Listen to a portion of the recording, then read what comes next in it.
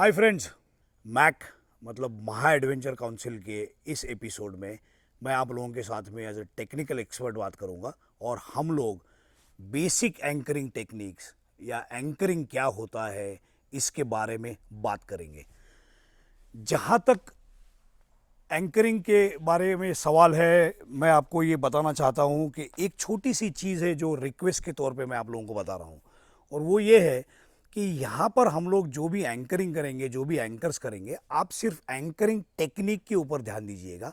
For example, मैं जो not लगाऊंगा, जैसे कैराबिनर लगाऊंगा, इसके बारे में मैं बोल्डर्स यूज़ कर रहा हूँ, पेड़ यूज़ कर रहा हूँ, या हम लोग की कोई आर्टिफिशियल एंकर्स क्रिएट कर रहे हैं, तो ये हर एक जो एंकरिंग करने वाला आदमी है उसके एक्सपीरियंस के ऊपर ये डिपेंड करता है कि कौन सा पेड़ चूज़ करे, कौन सा बोल्डर चूज़ करे। मैं यहाँ पर जो चीज़ें चूज़ करूँगा, नॉट नेसेसरी अलग लोकेशन पे सिनारियो अलग होगा, सिचुएशन अलग होगी, कंडीशन अलग होगी, तो इसे जैसे के जैसा कॉपी ना करे। नॉट्स और जो हम लोग कैराबिनर लगाने का वगैरह जो तरीका है, एंकरिंग का तरीका है, वो बिल्कुल आप इसे फॉलो कर सकते हैं। अगर मुझे ये पेड़ के ऊपर एंकर करना है तो ये पेड़ काफ़ी तगड़ा है और मैं इसके ऊपर एंकर बिल्कुल कर सकता हूँ, इसमें कोई प्रॉब्लम नहीं है। Adventure activity, organise adventure activity में एक चीज़ का ख्याल रहे कि हम लोग कभी भी किसी भी एक पॉइंट के ऊपर एंकरिंग नहीं करेंगे। चाहे वो पेड़ हो, चाहे वो बोल्डर हो, कितना भी तगड़ा क्यों ना हो, हम दो एंकर पे ही एंकर करेंगे, और this is a right way for organise adventure activities. हम लोग क्लाइंबिंग में जाते हैं तो एक एक्सपेंशन बोल्ट के ऊपर चाहे दो लोग हैं, उसी के ऊपर बिले करेंगे, उसी के ऊपर जुमारिंग रैपलिंग करेंगे, वो बात अलग है, because that is a climbers call. This is something which we are organizing for novices, so we'll have to be extra careful when we do this.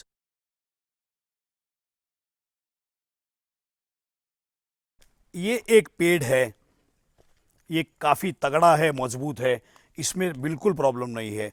इसके साथ में ये जो बोल्डर है, अगर आप देखेंगे तो थोड़ा अंडे की तरह बोल्डर है, तो इसे इस्तेमाल करना अच्छा नहीं होगा, क्योंकि इससे सारे साइड से ऊपर की तरफ इसको स्लोप है, तो रोप निकल आने के चांसेस कहीं भी है। और अगर अंडर वेट किसी कोने से अगर रोप निकल के आता है तो उसका निकलने का प्रोसेस कंटिन्यू हो जाएगा। सिर्फ एक अगर किसी बोल्डर के बारे में बात करेंगे तो ये एक अच्छा एग्जाम्पल है। ज़रा कैमरा पास में लेके आइए। ये जो स्पाइक यहाँ पर आया है, तो मैं इसके ऊपर अगर रोप को एंकर करता हूँ यूजिंग द रोप प्रोटेक्टर्स, ताकि रोप डैमेज ना हो, और इसे अगर इस डायरेक्शन में मेरा लोडिंग आने वाला है हर समय एक्टिविटी के दौरान, then this definitely becomes a very good anchor. इसमें तीन चीज़ें बहुत इंपॉर्टेंट है। एक, रिसोर्स, नेचुरल रिसोर्सेज क्या अवेलेबल है। दूसरा, हमारे पास में इक्विपमेंट क्या है टू डू द एंकरिंग, क्योंकि उसी हिसाब से हम लोगों को एंकर्स भी चूज करने पड़ेंगे। और तीसरा, मतलब लास्ट है बट नॉट द लीस्ट, आप लोगों का एक्सपीरियंस क्या है अबाउट एंकरिंग, ये बहुत काम में आता है। और ये तीसरी चीज़ है, ये लोग नॉर्मली इसे रिसोर्सेस में कंसिडर नहीं करते, बट ये रिसोर्स है बिकॉज ये आपका नॉलेज है।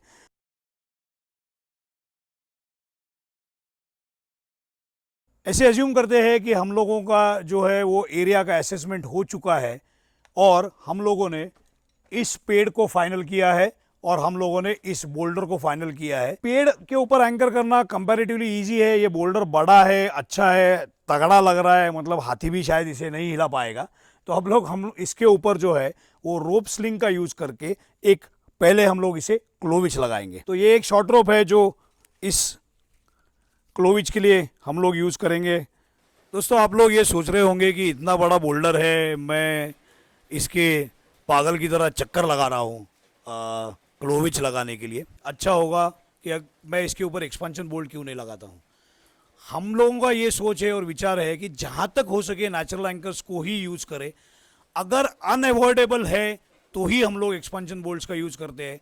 इसलिए इतना बड़ा बोल्डर है, फिर भी मैं इसके ऊपर क्लोविच ही लगाऊंगा। नॉट लगाने से पहले मैं अब पहले बोल्डर्स के ऊपर जहाँ पर ये रोप शार्प एजेस में टच हो रहा है उसमें पहले रोप प्रोटेक्टर लगाऊंगा, और बाद में ही नॉट को टाइट करूंगा। रोप प्रोटेक्टर के कुछ टाइप्स आपको नज़र आएंगे। जो है ये कॉमनली यूज़ किया जाने वाला एक रोप प्रोटेक्टर का टाइप है, जिसमें एक सिंपल वेलक्रो होता है। ये एक फ्लेक्सिबल है, जो पेड़ के ऊपर भी हम लोग लगा सकते हैं या किसी भी एज के ऊपर लगा सकते हैं। ये एक टाइप हो गया रोप प्रोटेक्टर का। ये भी एक टाइप है जिसे हमारे दोस्त लोग प्यार से अंडे का ट्रे बुलाते हैं। बट ये भी हम लोग पेड़ों के ऊपर लगा सकते हैं, बिल्कुल पूरा फ्लेक्सिबल है, कोई टूटने का चांस नहीं है। ये एक रोप प्रोटेक्टर है जो यूजुअली एजेस के ऊपर इस प्रकार से हम लोग एंकर करते हैं। तो फिलहाल हम लोग जो है वो बेसिक रोप प्रोटेक्टर लेंगे। पहली जगह है कि यहाँ पर रोप जो है ये आप देख सकेंगे कि रॉक के ऊपर से आया है, तो मैं पहला लोकेशन पे इसे प्रोटेक्टर को लगाता हूँ, तो एजेस के ऊपर रोप का ब्रश होने का चांस ख़त्म हो जाएगा। यहाँ पर एक ये अलग तरीके का हम लोग रोप प्रोटेक्टर का इस्तेमाल करेंगे, जस्ट टू शो यू के रोप प्रोटेक्टर कैसे काम में आते हैं। तो अब हम लोगों का एक एंकर पॉइंट जो है वो रेडी हो गया है। अब चलते हैं दूसरे एंकरिंग पॉइंट के ऊपर। दूसरा एंकरिंग जो हम लोग पेड़ पे करेंगे, तो ये एक इंटरेस्टिंग नया चीज़ मैं आपको दिखाना चाहता हूँ। इसे क्विक एंकर के नाम से जाना जाता है। तो रेडीमेड एंकर्स आपको मिलते हैं और ये आप जिस लेंथ में चाहे उस लेंथ में कर सकते हैं। इसके ऊपर भी आपको इसका सेफ्टी सर्टिफिकेशन नज़र आएगा कि जो इसके ऊपर मेंशन किया है। अंदर में यहाँ पर आप अगर देखेंगे तो 25 किलो न्यूटन इसका ब्रेकिंग स्ट्रेंथ है, जो इजी एंकर है। सी और EN का इसके ऊपर रेटिंग भी दिया हुआ है। अब हम लोग इसे पेड़ के ऊपर यूज़ करके क्विकली एंकर करेंगे।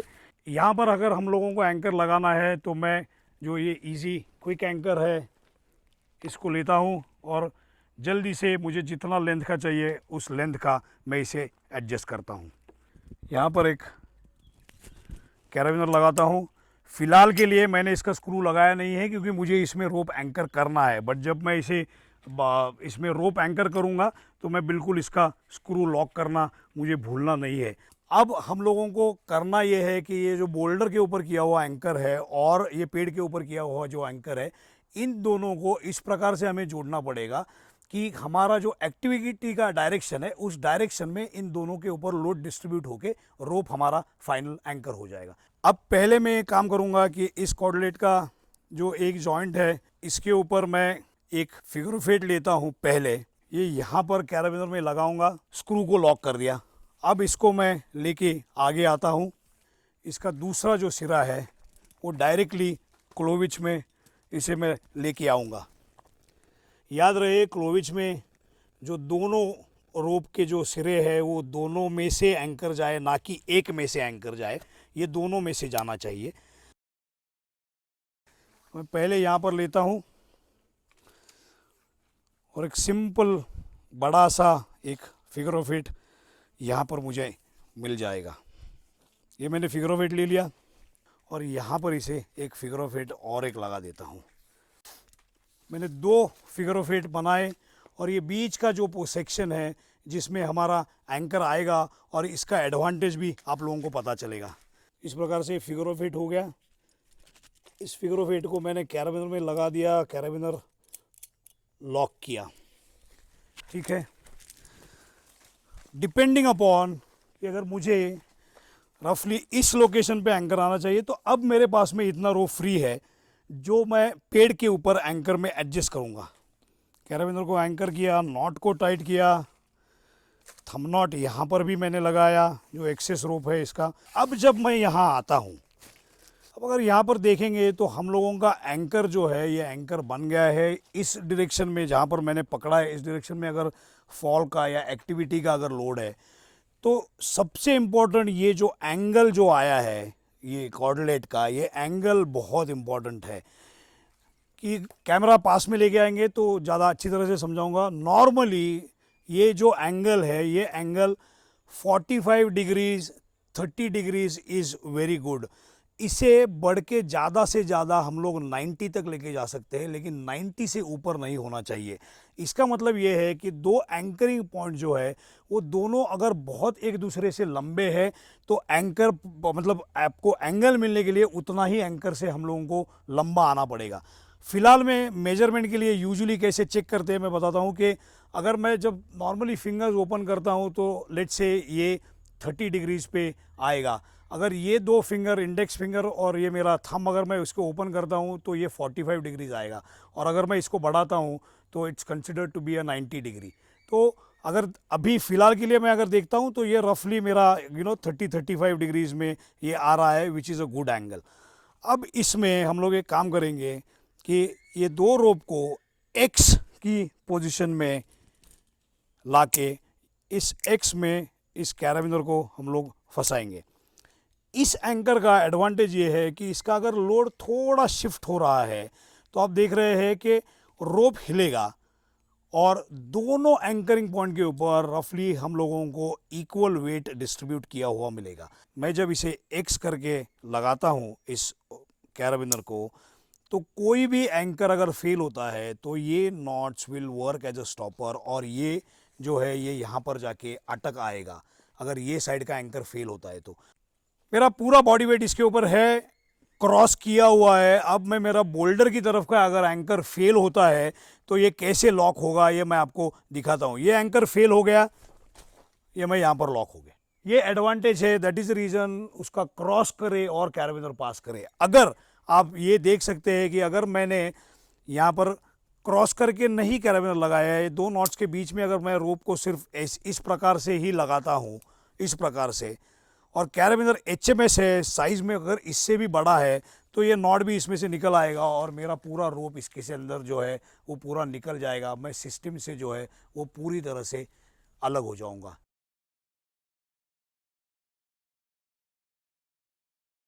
अब एक पेड़ के ऊपर ही हम लोग दो अलग अलग बड़े जो ट्रंक्स होते हैं उसे यूज करके एंकर कैसे करना है ये देखते हैं। The idea what we are talking about now is wrap 4 pull 3। उसके लिए एक वेबिंग लेना है। वेबिंग के एक एंड में काफ़ी सारा डिस्टेंस आप छोड़ के इसे एक सिंपल ओवर एंड नॉट पहले हम लगाते हैं। तो नॉट को थोड़ा ड्रेस करें, नॉट को थोड़ा ओपन ही रखे, इस प्रकार से ये मैंने एक इसके ऊपर ओवर एंड नॉट लगाया है। अब इसको सीधा करते हुए टेप को, अगर मैंने ये ट्रंक हम लोगों ने अगर चुना है इसके लिए, तो इसके ऊपर मैं इसका वाइंड लेना चालू करूँगा। मैं 4 बार इस टेप को जो है पेड़ के ऊपर मैं इसे घुमाऊँगा। तो ये पहला हो गया, ये यहाँ से मैंने दूसरा ले लिया, ये अब मेरा ये तीसरा वाइंड आया और ये मेरा आखिरी मतलब चौथा वाइंड मैंने यहाँ पर ले लिया। अब जब ये 4 मेरे पास में आए हैं तो पहले मैं सब चीज़ को लूज छोड़ता हूँ और ये जो मैंने थंब नॉट यहाँ पर लगाया है, इस थंब नॉट को अब मैं टेप नॉट में कन्वर्ट करता हूँ। तो अगर आप इस प्रकार से इस टेक्निक को रैप 4 पुल 3 कहते हैं। तो मैंने टेप स्लिंग जो है, वेबिंग जो है, नायलॉन वेबिंग, इसके 4 सर्कल ले लिए। 3 सर्कल जो है उसे मैंने पुल करके बाहर निकाला और इसमें मैंने एक कैराबिनर लगा दिया है। याद रहे कि ये जो नॉट है, ये जिस डायरेक्शन में आपका पुल है उसी डायरेक्शन में ये टेप नॉट या इसे वाटर नॉट के नाम से भी जाना जाता है, ये सामने रहे और ये पेड़ के फ्लैट पोर्शन में रहे। इसका एडवांटेज ये है कि अगर थोड़ा हम लोगों का एक्टिविटी का डायरेक्शन में अगर थोड़ा मूवमेंट है तो आप लोगों को जो है ये स्लिंग रादर ये जो नॉट है ये आपको एडजस्टमेंट देगा। तो पेड़ के एक साइड में हम लोगों ने जो है वो रैप 4 पुल 3 का एंकर का सेटअप किया है, दूसरी ओर हम लोगों ने क्लोविज लगाया है। ये क्लोविज जो है इससे अब मैं थंब नॉट लगाता हूँ। एक कॉमन लोग क्या गलती करते हैं वो मुझे दिखाना है। ये 2 एंड्स है, स्लिंग है, तो मैंने इसके ऊपर थंब नॉट लगाया और थंब नॉट लगाने के बाद में इसे हम लोगों ने छोड़ दिया। दिखने के लिए ये दिख रहा है कि क्लोविज सही है, क्लोविज सही है, थंब नॉट लगाया है, थंब नॉट लगाया है। लेकिन इसका डिसएडवांटेज एक है कि मैंने एक ही एंड से दूसरे एंड के ऊपर थंब नॉट लगाया है, दूसरा एंड टाई नहीं किया है। तो देखिए क्या होता है, ये नॉट खुल गया। इसका रीज़न ये है, हम लोगों को आदत ये है कि नॉर्मली अगर ये एक्टिव रोप है, इसका मतलब है इसके ऊपर अगर एक्टिविटी होने वाला है जो कांस्टेंट लोड में रहेगा तो सिर्फ एक थंब नॉट लगाना ये वाजिब है। लेकिन अगर रोप स्लिंग यूज़ कर रहे हैं तो इसका भी और एक थंब नॉट लगाना हम लोगों को बहुत ज़रूरी है ताकि ये नॉट खुले नहीं, ये याद रहे। एक कॉर्डलेट को लेते हैं, उसे हम लोग 4 टाइम्स में हम लोग इसे वाइंड करके देखते हैं कि हाथ में दोनों साइड में 2-2 लूप आएंगे। एक साइड का जो लूप है इसे लेते हैं हम लोग और सीधा कैराबिनर में इसका एक क्लोविच लगा देते हैं। सेल्फ लॉकिंग है इसलिए ये अपने आप लॉक हो गया। आगे लेंगे, इसका जो दूसरा जो एंड है उसे अभी के लिए कुछ एक्सप्लेनेशन के लिए मैं सिर्फ पास करता हूँ। जैसे जैसे हम इस एंगल को कम करते जाते हैं उस हिसाब से ये जो एंगल है और इसके ऊपर लोडिंग जो होता है तो वो 50-50% डिस्ट्रीब्यूट होता है। तो अब पीछे आएंगे, इसे मुझे एडजस्ट करना है, मैंने एडजस्ट कर ले लिया। जो एंड सिर्फ मैंने पास करके लिया है उसे खोलेंगे और जो कि पहली बार किया था एक जजमेंट से इसके ऊपर एक फिगर ऑफ 8 ले लेते हैं। या अगर आप चार लूप रोप के ले रहे हैं तो you can afford to take एक ओवरहैंड नॉट अगर आप लगाते हैं तो भी चलेगा। तो अब हम जो है वो ओवरहैंड नॉट से ही करते हैं, ना कि फिगर ऑफ 8 से करेंगे। यहाँ पर आया एक, यहाँ पर और एक मैंने ओवरहैंड नॉट लगाया। इसे जो है एंकर क्लोविच लगाया,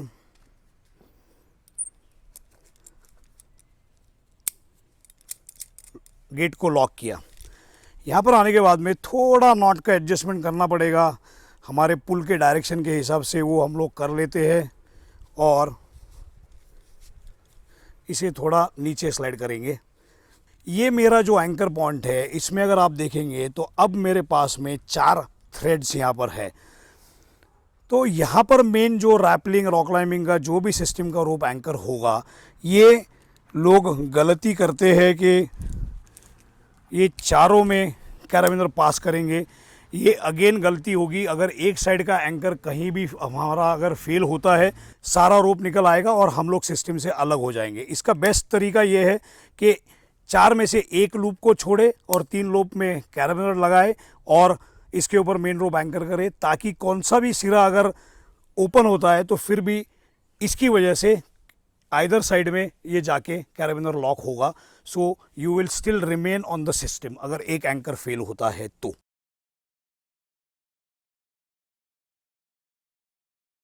अब हम लोग जो है वो आर्टिफिशियल एंकर्स की तरफ आते हैं। एक्चुअली हम लोगों ने ये लोकेशन सिलेक्ट किया आर्टिफिशियल एंकर दिखाने के समय, तो हम लोगों ने सोचा था कि देखते हैं कि इस पेड़ का भी इस्तेमाल कर सकते हैं क्या।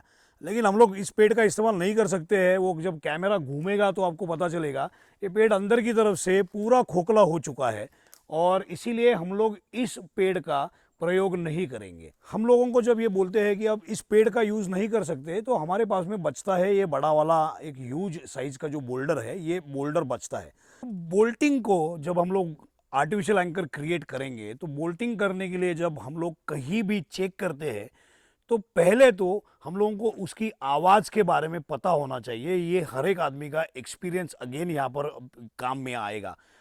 कहीं भी हम लोग जब हैमर से मार के देखते हैं कि यहाँ पर एंकरिंग करना है, वहाँ से हॉलो आवाज़ नहीं आना चाहिए, ताकि मजबूत जो मेटलिक जो साउंड है वो आना चाहिए। यहीं पर मैं आपको दोनों आवाज़ सुनाता हूँ। ये आवाज़ आपने सुना, मेरे एक्सपीरियंस के हिसाब से ये हॉलो साउंड है। और अगर मैं यहाँ पर करता हूँ इस फ्लैट सेक्शन में, आवाज़ में फ़र्क समझ में आएगा। ये मेटलिक साउंड है और ये जो साउंड है ये मुझे बताता है कि ये एरिया, ये सरफेस जो है ये एक्सपांशन बोल्ट के ड्रिलिंग के लिए अच्छा है। अब थोड़ा आते हैं एंकरिंग के पॉइंट सिस्टम के ऊपर। यूजुअली ऑर्गेनाइज एडवेंचर एक्टिविटी में हम लोगों का ये सजेशन रहेगा कि कहीं भी हम लोग जब एंकर करते हैं तो एंकर मिनिमम 8 पॉइंट का एंकर होना चाहिए। कैसे, वो मैं एक्सप्लेन करता हूँ। इस चीज़ में जो नेचुरल एंकर्स होते हैं कि जैसे पेड़ है या कोई बड़ा बोल्डर है जिसके ऊपर हम लोग एंकर करते हैं, हर एक नेचुरल एंकर को 4 पॉइंट मिलते हैं। सो इस सिचुएशन के अंदर अगर मैं इस पेड़ को यूज़ करूँगा एंकरिंग के लिए तो इसे 4 पॉइंट मिलेंगे। और जो आर्टिफिशियल एंकर हम लोग क्रिएट करते हैं, चाहे वो एक्सपेंशन बोल्ट है चाहे वो पेग यूज़ किया हुआ है, उसे 2 पॉइंट मिलते हैं। तो 8 पॉइंट अचीव करने के लिए मुझे एक पेड़ 4 पॉइंट और 2 एक्सपेंशन बोल्ट का 4 पॉइंट, मेरे 8 पॉइंट क्रिएट होते हैं। लेकिन इस सिचुएशन में हम लोग इस पेड़ को यूज़ नहीं कर सकते हैं, तो मुझे यहाँ पर 4 एक्सपेंशन बोल्ट लगाने पड़ेंगे ताकि मेरे 8 पॉइंट कंप्लीट हो जाएंगे। उसमें से 2 एक्सपांशन बोल्ट के ऊपर मेरा रैपलिंग या रॉक क्लाइंबिंग या वाटरफॉल रैपलिंग का सेटअप लगेगा, मेन फिक्स रोप रहेगा, और दूसरे 2 एक्सपांशन बोल्ट के ऊपर मैं बिलेइंग का सिस्टम लगाऊंगा। ये जो आप देख रहे हैं ये एक पुराना टेबल हम लोग यूज कर रहे हैं फॉर रिप्रेजेंटेशन पर्पज। हम एक्चुअली रॉक के ऊपर ड्रिल करके वहाँ पर एक्सपेंशन बोल्ट नहीं लगाना चाहते थे, क्योंकि वो अननेसेसरी रॉक को डैमेज होगा। और ये कुछ एथिक्स है जो क्लाइंबिंग में, माउंटेनियरिंग में हम लोगों को फॉलो करने चाहिए। तो जहाँ तक हो सके unnecessary use of expansion bolt ये हम लोगों को कहीं ना कहीं बंद करना पड़ेगा। इसीलिए ये रिप्रेजेंटेशन पर्पज़ के लिए, ये मैं रिपीट कर रहा हूँ, हम लोगों ने यहाँ पर लगाया है। यहाँ पर हम लोगों ने एक्सपेंशन बोल्ट यूज़ करके 2 हैंगर लगाए हैं। एक्सपेंशन बोल्ट क्या होता है ये एक बार मैं आपको दिखाता हूँ कि ये एक एक्सपेंशन बोल्ट है, स्टेनलेस स्टील का बनाया हुआ है। वो इस प्रकार से है, ये नट के अंदर और वॉशर के बीच में हम लोगों का हैंगर लगता है। हैंगर मतलब ये जो 2 अलग तरीके के हैंगर है, ये भी फिक्सी का है, ये भी फिक्सी का है, लेकिन इसमें आप देखेंगे कि एक एक्स्ट्रा रिंग लगाया है। इसी के साथ में आप लोगों को एक यहाँ पर एक अलग तरीके का कैराबिनर नज़र आ रहा होगा। इसे माइलॉन रैपिड के नाम से जाना जाता है। आप देख सकते हैं इसके ऊपर किलो न्यूटन, इस मतलब मेजर एक्सिस के ऊपर 42 किलो न्यूटन है। इसके ऊपर अगर माइनर एक्सिस पे देखेंगे तो 10 किलो न्यूटन है। ईएन का स्टैंडर्ड दिया हुआ है, बैच नंबर दिया हुआ है। पीछे आएंगे तो आपको मैन्युफैक्चरर का आपको नाम मिलेगा, और उसी के साथ में आप लोगों को जो है उसका बैच नंबर, मैन्युफैक्चरिंग ईयर मिलेगा। इसके बारे में एक छोटा सा चीज़ मैं आपको बताता हूँ कि लोग गलती इस बात की करते हैं कि, तो इसे जब मैं एंकर में लगाता हूँ तो लोग ज़्यादा करके इसे ये इस प्रकार से टाइट करते हैं, और जब ये स्क्रू ऊपर जाएगा, आप देख सकते हो स्क्रू पूरा ऊपर गया गया गया, और ये एंड में ये लोग जो है इसे हाथ से टाइट करते हैं। ये बिल्कुल ना करें। इसका रीज़न ये है कि नॉर्मल जो हम लोगों का जो कैराबिनर होता है, उस कैराबिनर में जो गेट होता है उसमें जो स्क्रू दिया होता है वो स्क्रू नॉर्मल राउंड तरीके का स्क्रू होता है, लेकिन इसमें देखेंगे तो ये हेक्स है। ये हेक्स देने का रीज़न ये है कि इसे हम लोगों को जब लगाते हैं तो लिटरली हम लोगों को इसे स्पैनर में पकड़ के ही इसे टाइट करना होता है। तो इसके लिए आप इस प्रकार के स्पैनर का यूज़ कर सकते हैं या नॉर्मल स्पैनर का भी यूज़ कर सकते हैं, लेकिन हेक्स ये इसीलिए है कि ये हाथ से नहीं टाइट करना है और इसे स्पैनर से ही टाइट करना है। दूसरी बात, जहाँ कहीं भी आप हम लोगों को इस प्रकार से माइलॉन रैपिड ऑलरेडी एंकर मिलता है, इसे खोल के इसमें रोप एंकर ना करे तो हम लोगों को इसी में दूसरा कैराबिनर लगाना पड़ेगा, और वही सही तरीका है इसको एंकर करने का। हम लोगों ने जो नेचुरल एंकर में देखा प्रोसीजर आप लोगों को वही मिलेगा कि एंकरिंग कैसे करना है। मैंने एक कॉर्डलेट लिया हुआ है, इसे मैं जैसे बताया था वैसे यहाँ लगाता हूँ, इसको घुमा के नीचे लेके आता हूँ, लॉक करता हूँ। ये डबल है, इसमें 2 ओवरहैंड नॉट लगाए हैं। यहाँ पर मैं ऊपर एक चीज़ ध्यान देने वाली है, और वो ये है कि हैंगर जो होते हैं वो एसएस स्टेनलेस स्टील के बने होते हैं। कैराबिनर्स में एल्यूमिनियम एलॉय के कैराबिनर्स होते हैं और एसएस के कैराबिनर्स होते हैं। अगर मैं इसमें ये एल्यूमिनियम एलॉय का कैराबिनर लगाता हूँ तो जब एंकर के ऊपर जब मूवमेंट आता है तो इसे साइक्लिक लोड कहते हैं। इस लोड की वजह से अगर एल्यूमिनियम एलॉय का कैराबिनर है तो इसके एजेस के ऊपर आपको जिस प्रकार से इस कैराबिनर में डैमेज हुआ है आपको डैमेज नज़र आएगा। तो ये अवॉइड करने के लिए जहाँ तक हो सके हम लोग इसमें हैंगर स्टेनलेस स्टील का है तो मेक श्योर कैराबिनर भी हम लोग स्टेनलेस स्टील का ही लगा रहे हैं।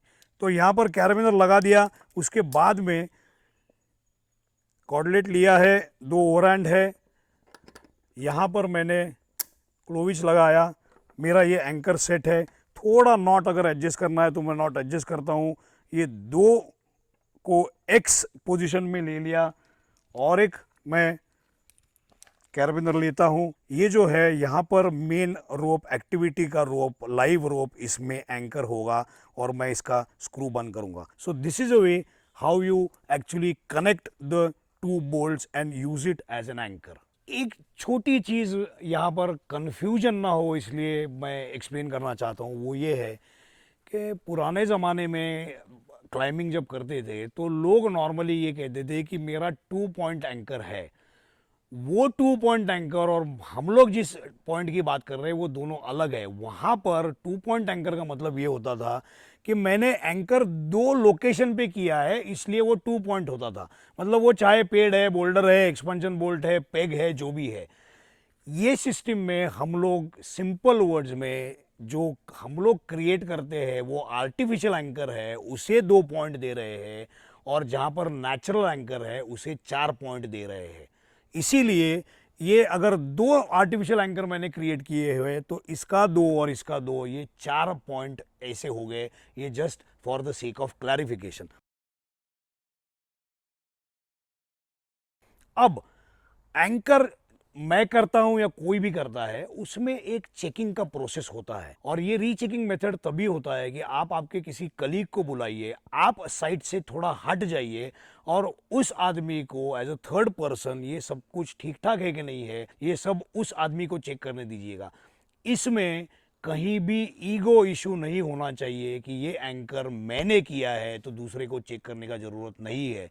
इंसान है, गलती किसी से भी हो सकती है, और वो गलती कोई दूसरे आदमी को जल्दी नज़र में आएगी, इसीलिए किसी दूसरे को बुलाना बहुत वाजिब है। पुष्कराज, एक बार एंकर चेक।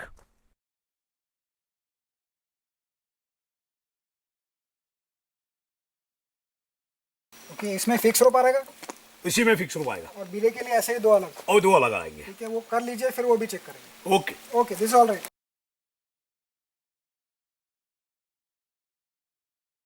तो इस केस में अगर आप देखेंगे तो 2 एक्सपेंशन बोल्ट हम लोगों ने लगाए हैं। जैसे मैंने बोला था, रिपीट कर रहा हूँ, this is for representation purpose. ये जो है ये 2 पॉइंट हो गए, ये 2 पॉइंट हो गए। मैंने एक पेड़ ले लिया है तो ये 4 पॉइंट हो गए। ये पेड़ तगड़ा है, अच्छा है, इसका हम लोगों ने देख लिया है, और इसे 4 पॉइंट हो गए। अगर पेड़ नहीं है, कोई बोल्डर है, तो उसके भी 4 पॉइंट हो जाएंगे। तो सिस्टम में आपके पास में 8 पॉइंट है। एक लंबा रोप स्लिंग ले लिया, उसे डबल फिशरमन नॉट के साथ में उसे ज्वाइन किया हुआ है। एक एंड को मैं यहाँ पर जो है क्लोविच लगा के कैराबिनर लॉक करता हूँ। एक सिरा लेता हूँ, कैराबिनर में पास करता हूँ, दूसरा लेता हूँ, आगे कैराबिनर में पास करता हूँ। अब ये जो हमारे पास में एक लूप जो बन गया है, इन 2 लूप्स को हम लोग इस तरह से खींचेंगे कि ये एंकर इक्विलाइज हो जाएगा। तो थोड़ा आगे पीछे सिस्टम में हम लोगों को करना पड़ेगा। तो अब मैं जब इसे खींचता हूँ तो आप लोगों को पता चलेगा। एक साइड से खींचेंगे, दूसरी साइड से इक्वलाइज करेंगे। अब अगर आप यहाँ पर आएंगे तो आप देख सकते हैं कि ये एंकर जो है ये इक्वलाइज हो चुके हैं। अब इसे पकड़ते आगे जाएंगे। याद रहे, एंकर के ज़्यादा नज़दीक नहीं जाएंगे, क्योंकि यहाँ का एंगल और यहाँ का एंगल भी हमें 90 डिग्री से नीचे रखना है। तो मैं तकरीबन यहाँ पर आता हूँ।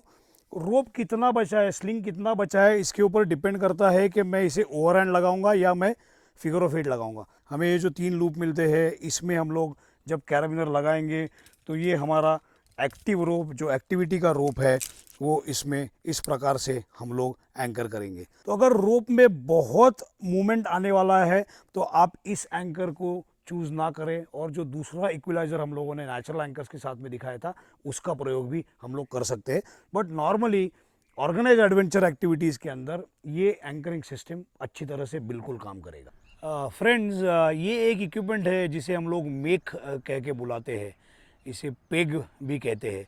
ये एक वेस्टर्न घाट्स में बहुत काम में आने वाली चीज़ है। हमारे यहाँ में अगर आप यहाँ पर देखेंगे तो जिस प्रकार से ये एक स्क्री का स्लोप है, ये हाथ में अगर मैं पुल करता हूँ तो मिट्टी, घास सब कुछ निकल के आ रहा है। तो ऐसे सिचुएशन में ये एंकरिंग में बहुत काम आता है। इसे मारने का सही तरीका यही है कि अगर ये स्लोप इस डायरेक्शन में है तो इसे ये परपेंडिकुलर ना मारे, नहीं तो ये निकल आने का चांसेस बहुत होता है। तो इसे अगर मैं एक कुछ डिसाइडेड एंगल के ऊपर, मतलब जो भी मेरा ग्राउंड है वो ग्राउंड को अगर मैं रफली ये 45 डिग्रीज में अगर इसे मैं मारता हूँ, ये एंगल जो मैं कंसिडर कर रहा हूँ ये वाला, तो इसका काम अच्छी तरह से चल जाएगा। तो ये मैंने पेग मतलब मेक यहाँ पर मारा है। मैंने जानबूझ के इसको फिलहाल के लिए पूरा नीचे तक नहीं डाला है। तो इस आई में हम लोग जो है कैराबिनर हम लोग एक्चुअली में लगा सकते हैं यहाँ पर। लेकिन अगर हमारा मेक मतलब पेग अगर इतना बाहर है तो इसके ऊपर यहाँ एंकरिंग करना रिस्की होगा, क्योंकि आप देख सकते हैं अगर इतना बाहर है तो इसका पुल में इसको कितना लीवरेज आएगा। इसके लिए करना ये है कि आइदर एक तो रोप स्लिंग लेना है, या अगर आपके पास में नाइलॉन वेबिंग है तो ठीक है। Best is to have a girth hitch around this. तो ये जब हम लोग गर्थ हिच यहाँ पर लगाएंगे तो आप अब देख सकते हैं कि इसका एंकरिंग लोकेशन ये यहाँ पर आ गया है, और जब मैं इसे पुल करता हूँ तो ये फर्म रहेगा। अगर मैं यही पुल यहाँ से करता हूँ तो लीवरेज की वजह से इसका फेलियर का चांसेस बढ़ता है। इसे बहुत सोच समझ कर लगाइए। ये इक्विपमेंट मतलब मेक या पेग लगाने के लिए हम लोगों को बहुत एक्सपीरियंस की ज़रूरत है, क्योंकि अगर ठीक तरह से नहीं लगा है, एंकर ठीक तरह से नहीं हुआ है, तो इसका फेलियर का चांसेस भी ज़्यादा है। So be careful while using this equipment.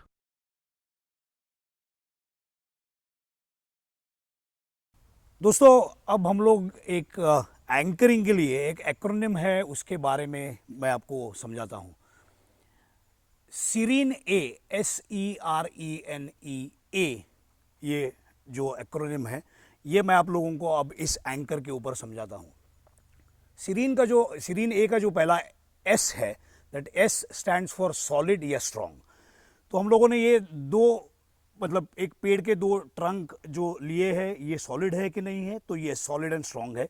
इसके ऊपर ये इजी एंकर या क्विक एंकर का यूज़ किया है। दैट मीन्स एंकरिंग के लिए यूज़ किया हुआ सिस्टम भी डेफिनेटली सॉलिड है। So that S is for solid and strong. उसके आगे आएंगे तो E के ऊपर आते हैं, that E stands for equalise. तो ये यहाँ पर जब मेरा एक्टिव रोप यहाँ पर एंकर होगा, जिसके ऊपर एक्टिविटी चल रहा होगा, तो अगर थोड़ा एक्टिविटी का डायरेक्शन चेंज हो रहा है तो भी दोनों एंकर के ऊपर आप देख सकते हैं कि लोड इक्विलाइज ही रहेगा। तो ये इक्विलाइज भी है।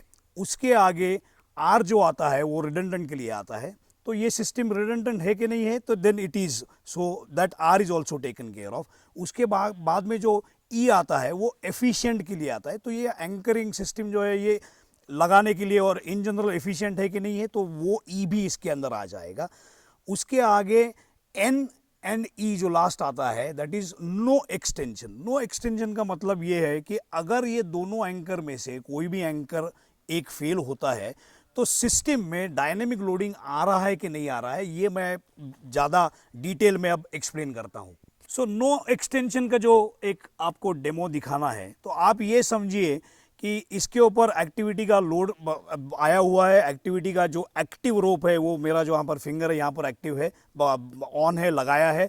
अगर मेरा ये राइट साइड का एंकर फेल होता है तो ये जो आया, ये सिस्टम में एक थोड़ा एक्सटेंशन आया, तो इसमें एक्सटेंशन है। तो टेक्निकली येस एक्सटेंशन है, but there are two things which one needs to understand कि ये जो एंकर है ये मैंने वेबिंग को लेके नहीं किया है, ये मैंने रोप स्लिंग को लेके एंकर किया हुआ है। दैट मीन्स ये रोप के अंदर एक डायनेमिक शॉक एब्सॉर्ब करने का इसके अंदर कैपेसिटी है। तो उस हिसाब से यहाँ पर जो सिस्टम में जो एक छोटा डायनेमिक या इम्पैक्ट लोड आएगा, that will be taken care of. और नीचे एक्टिविटी का भी जो रोप है वो भी रोप थोड़ा सा इसका डायनेमिक लोडिंग एब्सॉर्ब करेगा। So in such a case still the anchor is definitely very good. तो जो सीरीन का जो सीरीन के बाद में SERENE जो लास्ट जो ए आता है, सीरीन ए, वो ए का मतलब है ये एंगल।